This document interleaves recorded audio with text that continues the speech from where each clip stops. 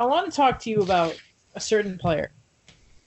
This Sure. player he has 123 points in 127 games played, 28 penalty minutes. Is he good or something? I'd say he's pretty good. He at time overshadows Quentin Hughes and Brock Besser. At times, yeah. Jake Miller as well. Yeah. Do you remember in the preseason of this guy's rookie year that clip where he just made this move and he just made this poor defense and slide? I'm talking about Elias Pettersson.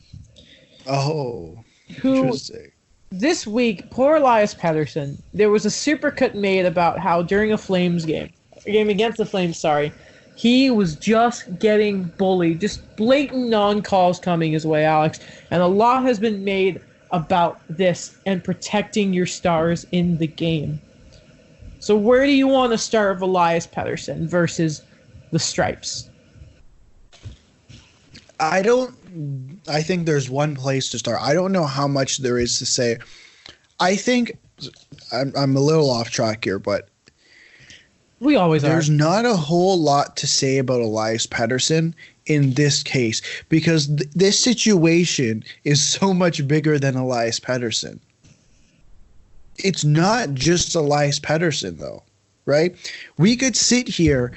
We can have a new segment every week just on Connor McDavid. It could be McDavid versus whoever.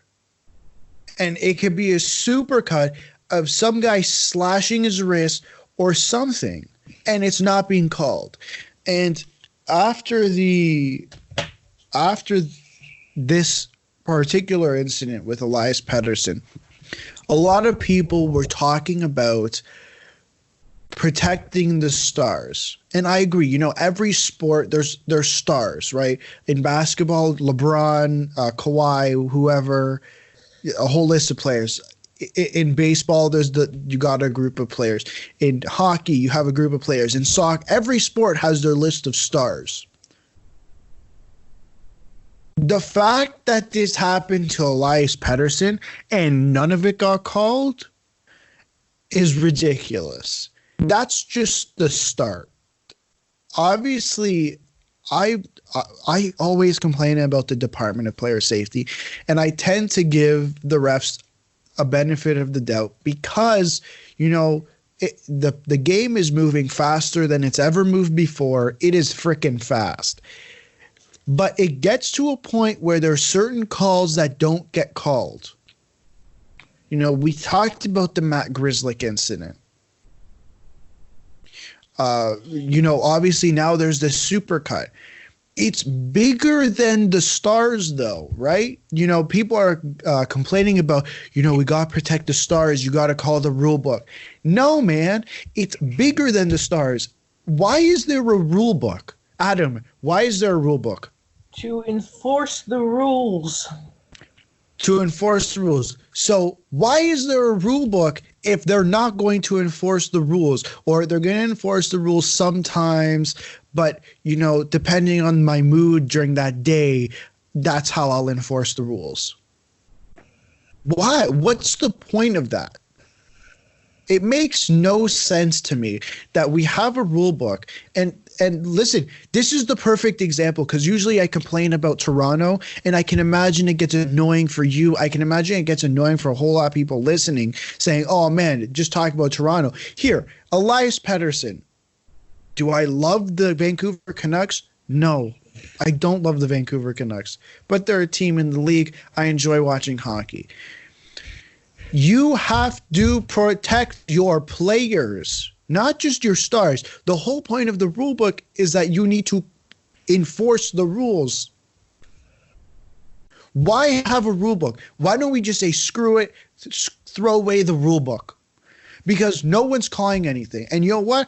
Let's go back to Game 2 in the Boston series, where for some reason someone's getting punched in the face after the whistle's blown, but that's not a penalty. It makes no sense to me why we don't follow the rule book. It is a question I think that we probably ask ourselves every single time we end up doing the show. For sure. And For sure. am I sick of talking about the refs and player safety and all this kind of stuff? Yeah, I am. Yes. And I do get annoyed when people say, protect your stars. Yeah, you should, obviously. I'm not saying you shouldn't. And yeah, stars should be held to a higher, People should go an extra step for stars because they're who make your money. But at the same time, let's look at a guy like let's look at the Robert Bertuzzo stuff with the Nashville player who I cannot remember his name. Victor Arvidsson. Victor Arvidsson. Victor Arvidsson isn't a superstar in this game. He's not the biggest star on Nashville. But look what happened to him. Basically, no repercussions for Robert Bertuzzo. No, he got 3 games. 3 games, and Buddy was out for, 4 to 6 weeks? Yeah. But that's a different issue, though. That's a Department of Player Safety issue. But it still falls into the realm of, you're right. But I think it's also the same. It all fits together of just, right. We look at the league and just laugh at them. Because it doesn't feel like they know what they're doing so often. For sure. Player safety, refereeing, growing the game. We didn't talk about the Olympics today, but just that whole thing of the marketing of the Olympics, just all that stupid stuff and how they don't seem to realize going to the Olympics would help grow the game. It's so stupid is the NHL in the grand scheme of things. And we've praised guys like Gary Bettman before, but at the same time, there's just so much to criticize them about.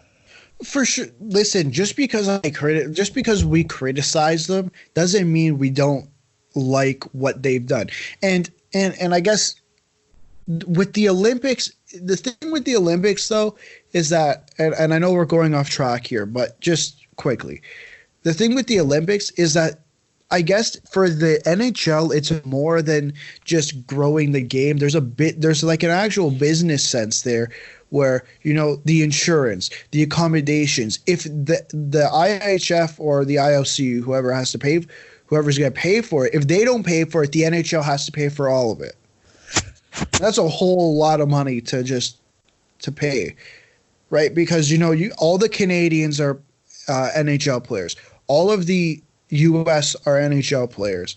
I'd assume most of Sweden, Finland, Russia are going to be NHL players. Russia. Russia's a mix. No, I mean Russia aren't even going to be able to go. Olympic athletes from Russia. If that's, I don't know what they're called anymore. But we've talked about it before, right? It's a whole different issue.